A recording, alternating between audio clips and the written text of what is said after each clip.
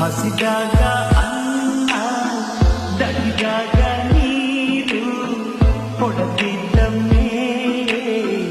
ಏನು ಚಂದವೋ ಏನು ಚಂದವೋ ಮನಸ್ಸಿದ್ದು ಪ್ರೀತಿ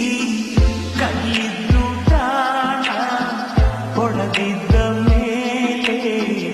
ಏನು ಚಂದವೋ ಏನು ಚಂದವೋ ಭೂಮಿ ತಾಯಿ ತಂದ ಬೆವರಿನ ಸಿರಿ ಹಂಚಿಕೊಂಡು ತಿನ್ನದೇ ಇದ್ರೆ ಏನ್ ಚಂದವೋ ಹಸಿದಾಗ ಅನ್ನ ದಡಿದಾಗ